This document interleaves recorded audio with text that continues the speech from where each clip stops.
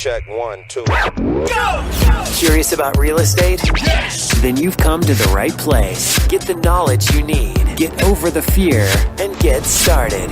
This is the Michael Quarles Real Estate Show with your host, Michael Quarles. Hello, everybody. Michael Quarles with the Michael Quarles Real Estate Show. We have podcast 247, 5 questions sent in by real estate investors. And remember, if you have a question, send it to support@michaelquarles.com. Also, if you're thinking about coaching, take a look at our Gold Coaching Program. We are currently meeting 4 times a week, which is cool. Soon to be many more. And we also have one-on-one coaching included in that, accountability coach, access to all of the contracts and documents and things that I use in my real estate business. I have 60 or so videos and audios to listen to, and all kinds of good stuff. The reality is that coaching is to keep you out of trouble, kind of thing, and guide you towards success. I've been a real estate investor since I was a teenage adult, 34 years now, and bought a lot of properties, made a lot of mistakes, did a lot of things right. And my job as your coach is to keep you from making the mistakes and doing more of the right things. So if I'm fortunate enough and you want me to help you, check us out. Price is pretty good, price point's reasonable, and we'll fall forward. Question number 1. I buy an HOA, Homeowners Association lien, through foreclosure and get on title. Fantastic. If the borrower is deceased and the first lien payoff balance is less than market value, can I sell the property?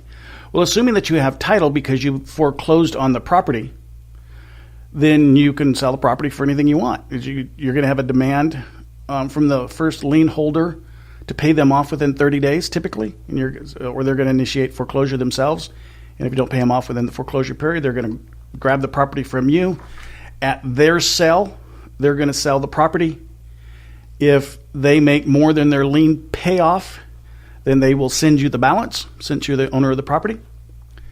So they can't keep the balance. So they can, of course, they'll charge for the trustee sale costs and the foreclosure costs and naturally the payoff of their loan. But if they make it in excess of that, then they're going to send that to the owner of the property. Here's the concern I would have for you, though. And is one thing. Confirm with a probate attorney that there isn't any action already taken on that by the deceased's relatives. And then while you're chatting with that attorney, ask them what their experience is with HOA liens. Not that there should be anything there, meaning anything to bite you, but I would do some due diligence and answer those questions. There's a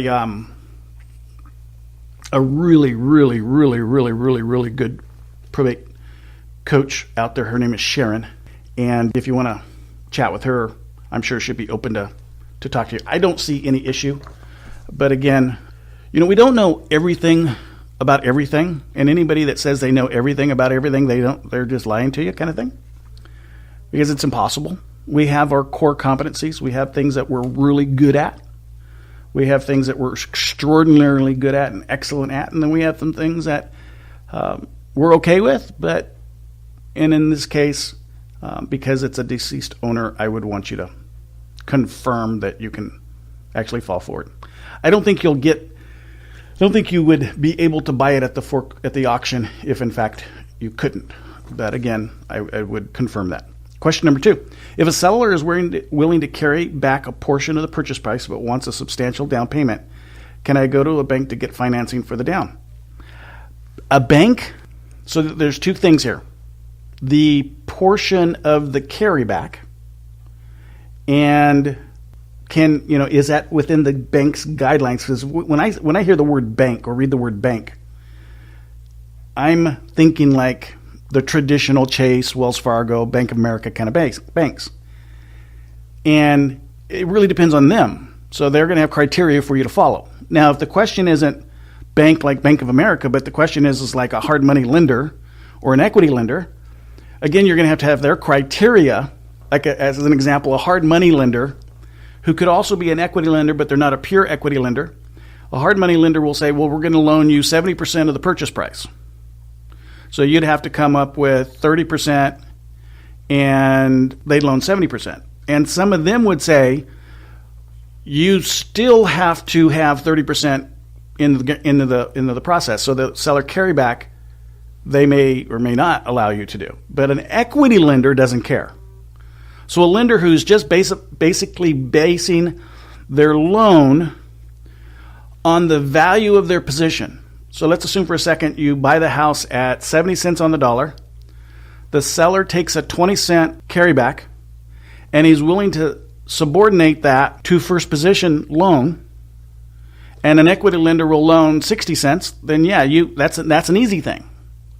And then if you do seller private financing, that's pretty simple too. But if you're looking at bank, and bank is Bank of America, Chase and Wells Fargo, those kinds of places, probably not going to happen. The guidelines are going to be too stiff and too regulated for you because they're A-paper people. And so you really need that non-traditional lender, and your equity lender is going to be your best bet. Your hard money lender is probably not going to be your best bet. And then private lenders are going to be perfect. So yes, you can do it. Just depends on the lender that you go to. Question number 3. Are there any downfalls to wholesaling a property with tenants? Non-performing tenants probably, or tenants with long-term leases. So if you have a tenant in there with a 5-year lease, probably not a property that I'd want to get involved in. Section 8, I'm not a big fan of Section 8. A lot of people are. I'm not. So I'd stay away from that one as well. But if I have a performing tenant, I don't like tenant-occupied properties, but you say you're going to wholesale it, and wholesaling is buying low, selling low. If you mean assigning, there's some similarities there in what qualifies and what would be good. But if you're going to be assigning, then you're going to want to find this or answer this question through the people that you have as your buyers list that you're going to assign your contract to. What do they want? They may go, hey, I want a property. I want it completely occupied. I want long-term leases, and I want, the rent rolls to be within these numbers. And heck, everything I just said would be wrong because they're your buyer. They're the ones that are going to give you the money for the contract. They're going to eventually buy it from the seller. So find out on an assignment from them. On a wholesale, you don't typically necessarily have the buyer in advance. I guess you could. If you had it in advance, then find out from them. If you don't have it in advance, then I would stay away from long-term leases, non-performing tenants. On the non-performing tenant, the time that I would get involved in that is if I'm buying it low enough. If I'm buying it low enough from a percentage of value perspective that I can mitigate the cost of that eviction process. The unlawful detainer filing fee, the attorney filing fee, the attorney to show up at court fee, those costs, and the holding fee for that 90-day period. And if I was buying it low enough that I could, on a wholesale deal, I'm still buying it low enough, I'm going to have $2,500 in costs to evict these tenants, but I'm going to make a bucket load of money, then I'd fall forward. Now, on a property that I had to go through an eviction process because I'm wholesaling it, which means I'm going to have title to the property. Wholesaling and assigning are different, folks. I'm wholesaling it, so I'm buying the property. I'm just selling it for less than value. In a case where I'm going to evict the tenants, I would probably not wholesale it. I would go ahead and wholesale it. So instead of selling it for a percentage of value, I'd sell it for 100% of value and go that direction since I'm going to have that wait process. Now, if my wholesale buyer's okay with buying it with non-performing tenants and they'll take on the risk and you're still going to make a small wholesale fee, fine. Yeah, I don't have an issue with that at all. So this is really the communication that you have to have in this case with your buyer's list. But if you don't have your buyer's list, then you have to set your own requirements and criteria in advance. What would you buy? And again, I'd mitigate if I had a non-performing, so I may not buy it if I have non-performing. And if I was going to buy it, I'd want to make sure that I was buying it low enough that I could pay myself back the cost of that unlawful detainer, kicking those tenants out. And I wouldn't buy it if it had a long-term lease in place, and I wouldn't buy it if it was Section 8. Great question, though. And when we think about these things, if we're assigning and wholesaling and we already have our lists, again, talk to those folks. Thanks for listening. We'll be right back. Are you running out of leads? It's time you tried Yellow Letters at yellowletters.com. Get motivated seller leads through yellow letters, postcards, zip letters, typed professional letters, greeting cards, door hangers, and business cards. Yellow Letters is a full-service marketing company created with your success in mind. Get the personal attention you need to get your direct mail campaign started and get in touch at yellowletters.com. And we are back in 3, 2, 1. Question number 4. How do you manage your leads and deal flow? This is an exciting question, and it's not something that I was set up for, but I'm going to answer it in a really cool way. As part of our coaching program, the gold coaching program, that's $247 a month for 6 months or $11.97 for one-time fee for 6 months. And you get to sit in all these classes and learn real estate and have an accountability coach and watch audios and listen to videos. No, watch audios. Watch videos and listen to audios. You also get a CRM system. I mean, this thing is massive. It is friggin' massive. It'll manage your leads, so you load your leads into it. So your list. It'll print the letters. Heck, if you want to print the letters, it'll print the letters for you. If you have to remove people from your list, you can do that so you don't mail them again. You can do follow-up plans where you're calling them at 15, 30, 60, and 90. You can do all kinds of management of your lead. You can, if a call comes in and it's not from one of your leads, maybe it's a referral, you've got the script there. You can load them into it.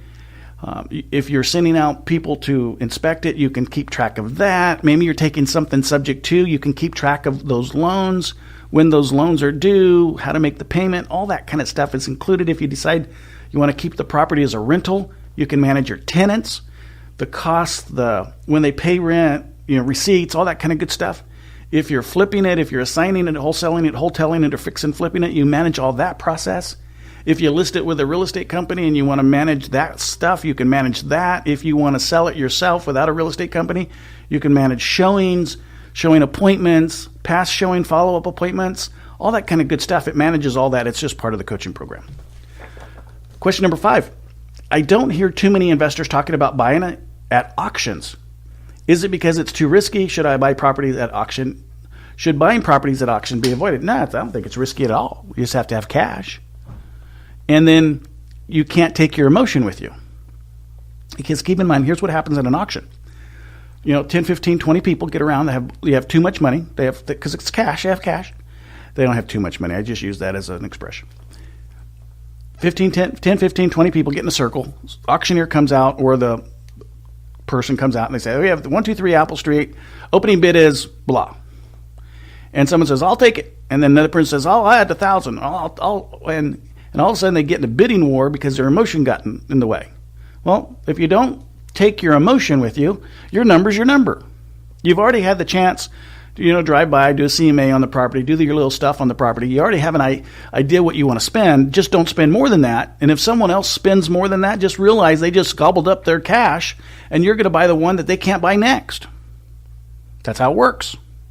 So on the next auction, they're not going to be there because they're run out of cash, and you'll be able to get the deal that you wanted. So don't bring your emotion. No risk involved, just cash. If you got a bucket load of cash, auctions are fine. I'd rather, though, buy it straight from a seller because I can get terms. I get sub 2. I can typically buy it for less from a seller than I can from an auction.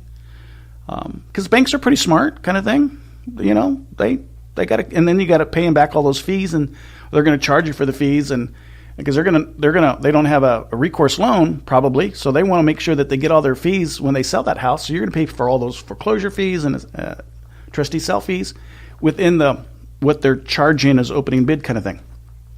And so risky? No, I don't see it. Now, if you're buying a foreclosed property that has a lease in place, there is some risk there, because if you don't intend to occupy the property, and that's arm's length transaction lease, and it's a valid lease, then you have to honor the term of the lease, because unless you're going to move into the property, and you're typically not going to move into the property as an investor. You're buying it to sell it. So if you buy it to sell it, it has a lease involved, then you're going to have to honor the lease. So just keep that in mind. I don't see any risk. I don't see a lot of reward. I get that wasn't your question though. I just don't see a lot of reward. I'd rather do it the way I do it. I like buying it straight from the seller, and which is why I don't buy through the MLS. A lot of people do. I get it. I understand it. A lot of people buy at auctions. I don't buy at auctions. I like buying from the seller. Now, I've done a host of short sales. I've done a lot of short sales. But I'm still buying it from the seller, even though the lender is authorizing the reduction of premium or principal balance on the loan. So they're authorizing the sale or reduction of principal balance. But I'm still buying it from the seller or the owner. So anyway, great questions. Great questions. I appreciate it. We have, the coaching program is getting better and better and better. We have a really, we just added the CRM. This thing is awesome. But we're getting ready to add another item. And I don't want to talk about it yet, other than saying it's going to be pretty cool. And it's going to be really, really cool. And good things are coming to that program. And if you need to learn real estate investing for $247 a month or $1197, and I know that price is going to be going up because of some of the things we're adding. Not a lot. It's not going to go up a lot, but it's going to go up enough that maybe you want to jump in now so you can have that price point. And we'll fall forward. Until tomorrow. It's been fun. Talk to you guys soon. Bye-bye. Thanks for listening to the Michael Quarles Real Estate Show. Get more info and stay in touch at michaelquarles.com.